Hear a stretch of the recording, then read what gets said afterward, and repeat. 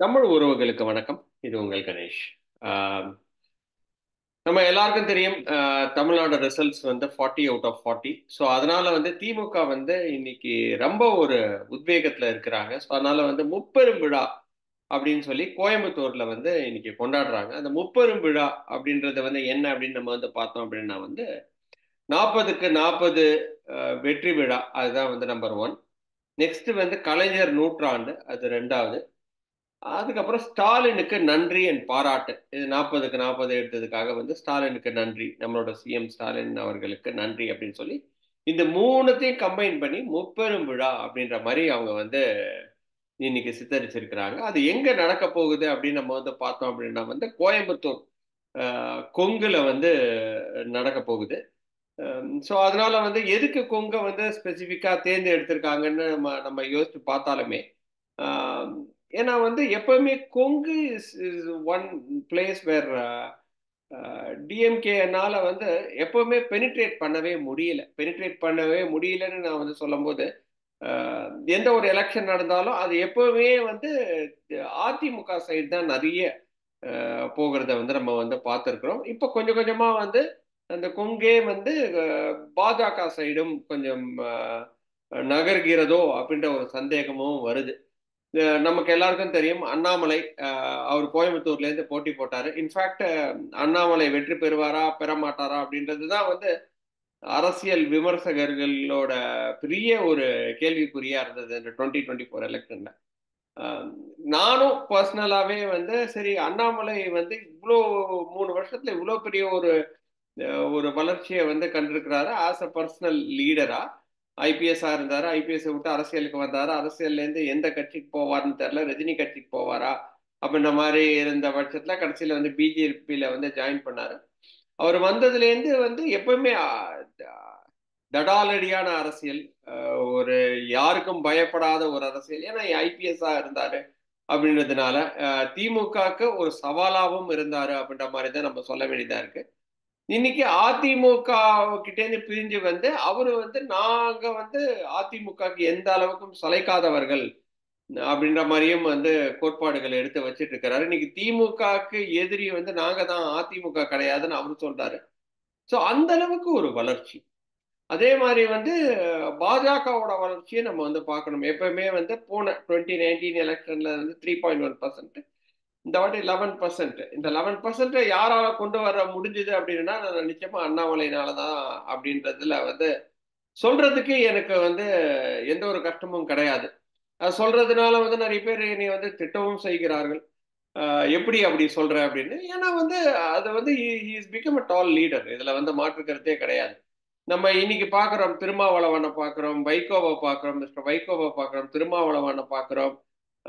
அவங்கெல்லாம் வந்து அரசியல்ல கிட்டத்தட்ட 30 வருடங்களா இருக்கிறாங்க. அவங்களுக்கு இல்லாத ஒரு ஆஹ், ஒரு தனித்துவம் அப்படின்றது வந்து பார்த்தோம் அப்படின்னா வந்து நிச்சயமா இன்னைக்கு அண்ணாமலை வந்து ஒரு தனித்துவமா நின்று மக்களோட சினர்ஜியை பெற்று ஆஹ், ஆளுங்கட்சியா இருக்கிற டிஎம்கேவை எதிர்த்து இன்னைக்கு வந்து ஒரு கொடி கட்டி இருக்கிறாரு அப்படின்ற மாதிரி தான் நம்ம பார்க்க வேண்டியதா இருக்கு. ஸோ அது திருமாவளவனா இருக்கட்டும், இல்லை ஆஹ், ஆஹ், திருமாவளவனா இருக்கட்டும், இல்லைன்னா வந்து இன்ஃபேக்ட் இபிஎஸ்ஆவும் இருக்கட்டும், இவங்கெல்லாம் வைகோவா இருக்கட்டும், இவங்கெல்லாம் பார்க்கும்போது அண்ணாமலை ஒரு படி ஜாஸ்தியா தான் இன்னைக்கு இருக்கிற மக்களுக்கு வந்து தெரிகிறாரு. ஏன்னா அண்ணாமலை அப்படின்னாலே பட்டி தொட்டி எல்லாமே இப்போ வந்து எல்லாருக்குமே தெரிய வந்துருச்சு.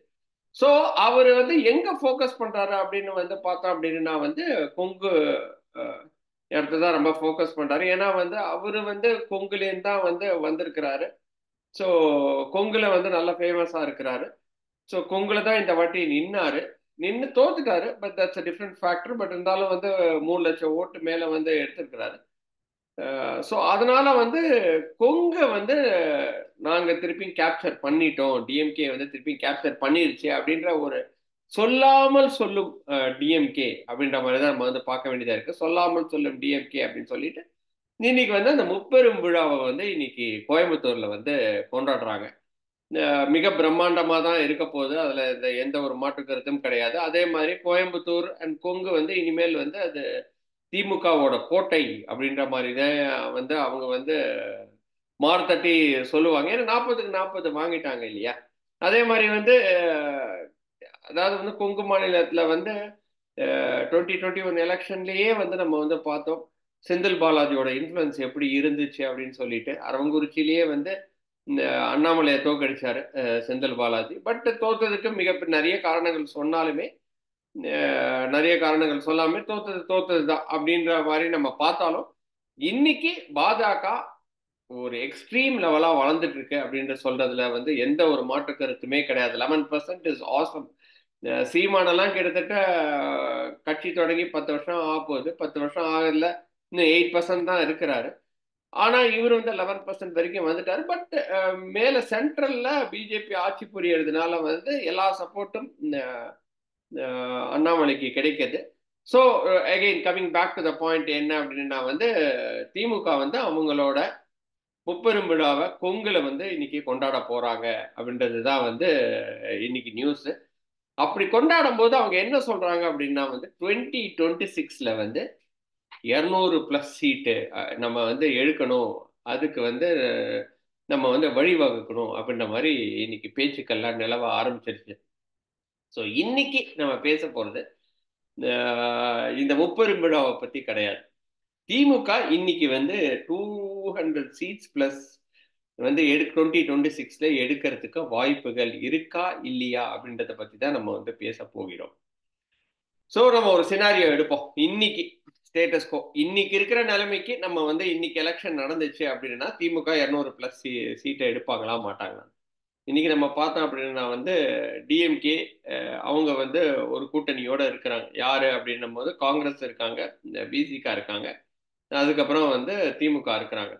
காங்கிரஸ் வந்து அவங்க வந்து நாங்க வந்து கட்சியை வளர்க்கணும், நாங்க கட்சியை திமுக விட்டு வெளியே வரணும்னு அவங்க சிண்டுகள் போட்டாலுமே எனக்கு தெரிஞ்சு அது நடக்க போகுது கிடையாது 2026. அதுல எந்த ஒரு மாற்று கருத்துமே கிடையாது அப்படின்ற மாதிரிதான் தோணுது. ஏன்னா இன்னைக்கு வந்து ஐஎன்டிஏ கூட்டணியோட அந்த விழால வந்து ஸ்டாலின் வந்து ராகுல் காந்தி பக்கத்துல நின்று கையை தூக்கிட்டு உற்சாகத்தோட இருக்கிறார். ஸோ அவங்க 2 பேரும் கட்டி அரவணைச்சு வேற செஞ்சாங்க.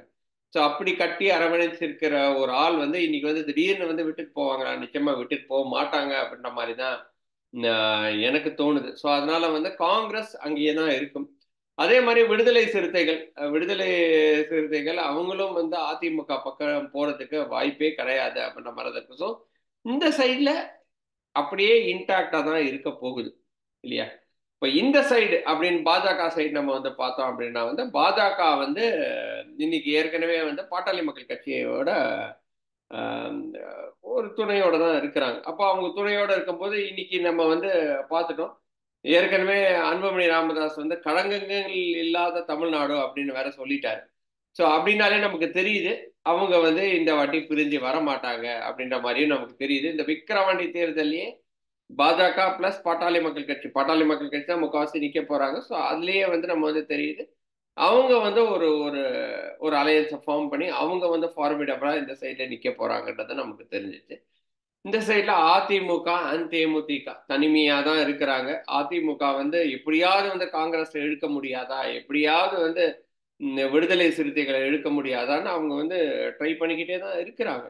இன்ஃபேக்ட் வந்து சீமானையும் இழுக்க முடியாதா அப்படின்ற மாதிரி தான் வந்து அவங்க வந்து அவங்களோட அலையன்ஸை வந்து ஒரு நல்ல அலையன்ஸா கட்டமைக்கணும், 2026 கட்டமைக்கணும்னு அவங்க ட்ரை பண்ணிட்டு தான் இருக்க போறாங்க. இன்ஃபேக்ட் வந்து எனக்கு வர நியூஸ் என்ன அப்படின்னா வந்து காங்கிரஸுக்கு கிட்டத்தட்ட 80 சீட்டுகள், 80 சீட்டுகள் வரைக்கும் நாங்க கொடுக்கறதுக்கு ரெடி, நீங்க இப்பவுமே எடுத்துக்கோங்க, இப்பவுமே எந்த தொகுதியும் நம்ம வந்து பேசி முடிச்சிடலாம், நீங்க போயிட்டு பிரச்சாரம் பண்ண ஆரம்பிங்க, இப்பவுமே வந்து மக்களோட மக்களா பிரச்சாரம் பண்ற ஆரம்பிங்கன்ற அளவுக்கு வந்து ஏடிவிஎம்கே வந்து காங்கிரஸ் எடுக்கிறதுக்கு வந்து ரெடியா இருக்கிறாங்க. அதே மாதிரி ஒரு வாய்ப்பு தான் சீமானுக்கும் வந்து கொடுக்குறாங்க. ஆனா சீமான் எப்பவுமே வந்து என் வழி தனி வழின்னு தான் இருக்கிறாரு. அதே மாதிரிதான் பிசிகாவையும் இழுக்கிறதுக்கு வந்து அதிமுக ட்ரை பண்றாங்க. பட் இதெல்லாம் வந்து நடைமுறைக்கு சாத்தியமா அப்படின்னு பார்த்தோன்னா நடைமுறைக்கு சாத்தியம் இல்லாத ஒரு பேச்சுக்கள் தான். ஏன்னா DMK is a winning team மாதிரி அவங்க வந்து ஸ்டெபிலைஸ் பண்ணி வச்சிருக்கிறாங்க. அந்த ஸ்டெபிலைஸ்டு கட்சியை டிஎம்கேவோட தலைவர் ஸ்டாலினும் அதே மாதிரி வந்து இந்தியன் நேஷனல் காங்கிரஸோட தலைவர் நிச்சயமா வந்து ராகுல் காந்தி தான்.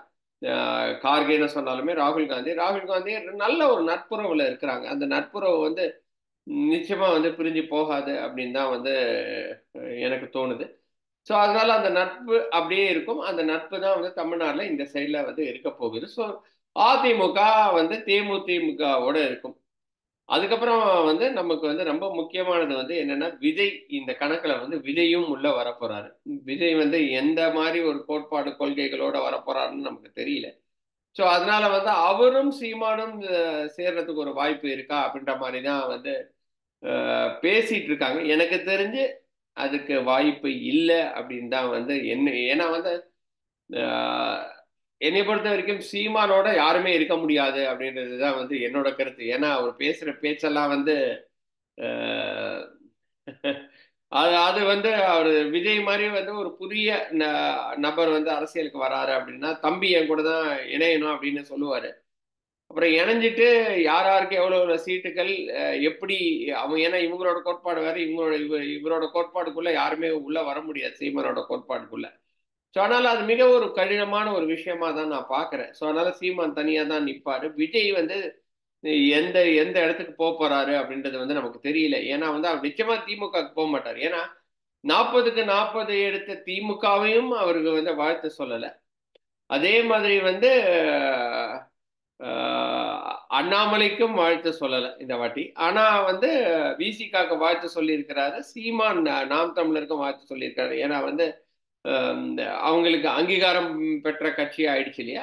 அவங்க ரெண்டு பேருக்கும் வாழ்த்து சொல்லிக்கிறார். ஸோ இது தட் இஸ் இன்ட்ரெஸ்டிங் இது. ஸோ அதனால வந்து திமுக எகென்ஸ்டா தான் அவர் நிக்க போறாரு அப்படின்றதும் வந்து நமக்கு நல்லாவே தெரியுது.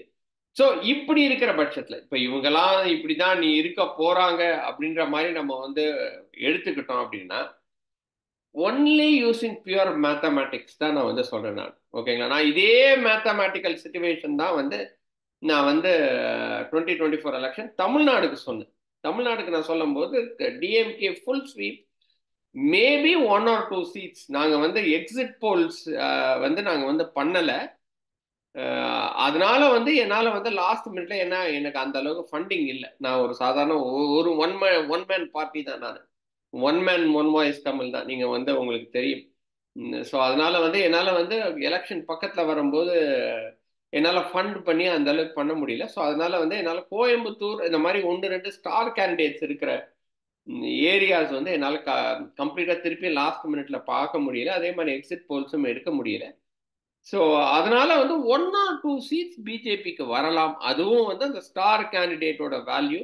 இந்த ஸ்டார் கேண்டிடேட்டுக்காக வந்து உழைத்தவங்க வந்து கடைசியில் வந்து ஏதாவது ஒரு மேஜிக் பண்ணி வேணா வரலாம். பட் லாஸ்ட் மினிட் வரைக்கும் நான் சொன்னது என்ன அப்படின்னா எங்களோட டேட்டா என்ன ஷோ பண்ணுது அப்படின்னா கம்ப்ளீட் ஸ்வீப் ஃபார் டிஎம்கே அப்படின்னு தான் எங்களோட டேட்டா ஷோ பண்ணுது அப்படின்னு தான் நான் சொன்னேன். பட் அதே மாதிரி தான் வந்து நான் சொன்னது இந்த 1 or 2 சீட்ஸ் கூட இல்லாமல் கம்ப்ளீட்டாக டிஎம்கே ஸ்வீப் அப்படி நான் சொல்லும் போது தான் எனக்கு எங்கெங்க இதெல்லாமோ கால் பண்ணி மிரட்டினாங்க. நான் சொன்னேன், எனக்கு எதுக்குங்க, எனக்கு நான் வந்து என்ன நம்பர்ஸ் வருதோ அதை தான் நான் சொன்னேன் அப்படின்றது தான் நான் வந்து சொன்னேன். இதுல எனக்கு ஒன்றும் பர்சனலா எனக்கு யாரும் காசும் கொடுக்கல. இது வந்து என்னோட ஆசைக்காக நான் பண்றது, அவ்வளவுதான் நான் சொன்னேன். நான் எனக்கு தெரிஞ்சது, எனக்கு நான் வந்து அனலைஸ் பண்ணி நான் காசு கொடுத்து அனலைஸ் பண்ணதுல வந்த நம்பர்ஸுங்க அப்படின்ற மாதிரி தான் சொன்னேன். ஸோ அதே நம்பர்ஸ் இன்னைக்கு ஸ்டாண்ட் ஆச்சு அப்படின்னா நிச்சயமா வந்து டிஎம்கே வந்து திருப்பியும் ஸ்வீப் பண்ணுவாங்க அப்படின்ற மாதிரி தான் நம்ம வந்து பார்க்க வேண்டியதா இருக்கு. ஏன் அப்படின்னு வந்து சொல்றேன் அப்படின்னா வந்து டிஎம்கேவோட அந்த கோர் ஓட்டர்ஸ் வந்து இன்னைக்கு ஓட்டு போட்டாலே அவங்க ஒரு ஒரு ஒரு 25% 28% இருக்கிறாங்க. அவங்க வந்து நிச்சயமா வந்து 38% வரைக்கும் இருந்தாங்க. இன்னைக்கு ஒரு 10% நான் கம்மி பண்றேன். ஒரு 10% கம்மி பண்ணி அது வந்து 28% வரைக்கும் வந்துருச்சு அப்படின்னாலுமே எதிர்கட்சியில இருக்கிறவங்க வந்து ஓட்டை அநியாயத்துக்கு பிரிக்க மாட்டாங்களா? யோசிச்சு பாருங்க. பாஜக ஒரு ஒரு ஓட்டு எடுக்கும். நெக்ஸ்ட் அதிமுக சில ஓட்ஸ் எடுப்பாங்க. அதுக்கப்புறம் நாம் தமிழர் ஓட்டை பிரிப்பாங்க. அதுக்கப்புறம் வந்து வெற்றி கழகம், தமிழக வெற்றி கழகம் அவங்க ஓட்டை பிரிப்பாங்க. இவங்களுக்கெல்லாம் வந்து புதுசு புதுசா ஓட்டு வந்துகிட்டே தான் இருக்கும். ஓகேங்களா? ஸோ பட் நான் என்ன சொல்றேன் அப்படின்னா திமுகவோட கோர் ஓட்டர்ஸே ஓட்டு போட்டாலே அவங்க ஜெயிச்சுட்டு போயிடுவாங்களே. இதுல என்ன என்ன மேத்தமேட்டிக்ஸ் எங்க இருக்கு? திமுக ஒன்னே ஒண்ணுதான் பண்ணணும். அவங்களோட கூட்டணியை இன்டாக்டா வச்சுக்கணும். அதே மாதிரி வந்து எப்படி இருந்தாலும் வந்து அதிமுகவும் பாஜகவும் சேரப்போவது கிடையாதுன்றது தெரிஞ்சு போச்சு. ஏன்னா வந்து அண்ணாமலை ஏற்கனவே சொல்லிட்டாரு, நான் தலைவரா இருக்கிற வரைக்கும் அதிமுகவோட கூட்டணி கிடையாதுன்னு சொல்லிட்டாரு. பாஜகவோட ஏற்கனவே பாட்டாளி மக்கள் கட்சி ஒரு சைட்ல வந்து இணைஞ்சிட்டாங்க. இந்த சைட்ல அதிமுக இபிஎஸ் இருக்கிறாரு. அவர் வந்து ஓபிஎஸ் சேர்த்துக்க போதில்லை, அவர் வந்து டிடிவியை சேர்த்துக்க போதில்லை, இந்த சசிகலாவும் சேர்த்துக்க போதில்லை. அதனால தென் தமிழகத்துல அவர் அடி வாங்க தான் போறாரு. நாம் தமிழர் விஜய் அவங்க ரெண்டு பேரும் சேர்ந்து இருந்தாலும் சரி, அவங்க தனி சேர்ந்து இருந்தா அட்லீஸ்ட் கொஞ்சம் கன்சாலிடேட் பண்ணலாம். தனித்தனியா போனாங்கன்னா அவங்க இன்னும் ஓட்ட பிரிப்பாங்க. ஸோ 200 பிளஸ் அப்படின்றது வந்து just a cake walk for DMK. இதை தடுக்கணும் அப்படின்னா ஒரே ஒரு வழிதான் இருக்கு. எதிர்கட்சிகள் எல்லாமே ஒன்று திரளணும். ஒன்று அது யார் பண்ணுவாங்க அப்படின்லாம் எனக்கு தெரியல. எப்படி ஐஎன்டிஏ கூட்டணி இருந்துச்சோ அவங்க எல்லாம் அப்படி மாதிரி ஒரு கன்வீனரை போட்டு ஒரு ஒரு நல்ல ஆளை போட்டு ஒரு நெகோசியேட்டிங் டேபிள்ல உட்கார வச்சு இதுதான் இப்படிதான் இதுதான் பண்ணணும் அப்படின்னு யாராவது ஒருத்தங்க வந்து அதை பண்ணாலொழிய. ஏன்னா நிதிஷ்குமார் தான் அதை முதல்ல ஸ்டார்ட் பண்ணார். நிதிஷ்குமார் ஸ்டார்ட் பண்ணி அவரே வெளியே அமிச்சிட்டாங்க. அவரே வெளியே அமிச்சதுனால தான் இன்னைக்கு இந்த கதியில உட்காந்து இருக்கிறாங்க ஐஎன்டிஏ கூட்டணி. அப்படி இல்லாம ஒரு நல்ல ஆள், அது யாருன்னெலாம் எனக்கு இப்போதைக்கு தெரியாது, ஒரு நல்ல ஆளை கூப்பிட்டு வச்சு எல்லாருமே உட்காந்து நெகோஷியேட் பண்ணி அவங்கவுங்க கட்சி பலத்துக்கு ஏற்றபடி அவங்க நின்னாங்க அப்படின்னா திமுகவை வீழ்த்துறதுக்கு ஒரு வாய்ப்பு இருக்கு. அப்படி இல்லை அப்படின்னா 200 பிளஸ் என்ன, 200 பிளஸ் என்ன, 220 பிளஸே அடிச்சுட்டு போயிடுவோம். இதுதான் வந்து நிசத்தமான உண்மை. இது கேட்கறதுக்கு கஷ்டமா இருக்கும் நிச்சயமா. பட் உண்மையை உண்மைன்னு சொல்றதுனால வந்து எனக்கு எப்பயுமே கஷ்டம் இருந்தது கிடையாது. அதுக்கு நிறைய பேர் என்னை திட்டினாலும் பரவாயில்ல, கோபப்பட்டாலும் பரவாயில்லை. அட் எண்ட் ஆஃப் த டே யாரும் எனக்கு காசு கொடுக்க போதில்லை. யாரும் வந்து கணேஷ் ஏன் இப்படி பேசுறீங்கன்னு கேட்கறவங்க தான் நிறைய பேர் இருக்காங்களே தவிர இதை அனலைஸ் பண்ணி இதுதான் இப்படிதான் நடக்க போகுதுன்னு சொல்றதுல வந்து நான் சொன்னது வந்து முக்காவாசி ரைட்டா தான் இருந்திருக்கு. ஏன்னா வந்து ஐ எம் அன்பயஸ்ட். நான் யாருக்கும் சப்போர்ட் பண்ண போது கிடையாது. என்ன ஏது எது எப்படி அதை கரெக்டா நம்ம சொல்றோம். இந்த வீடியோ உங்களுக்கு பிடிச்சிருந்தா நீங்க சப்போர்ட் பண்ணுங்க.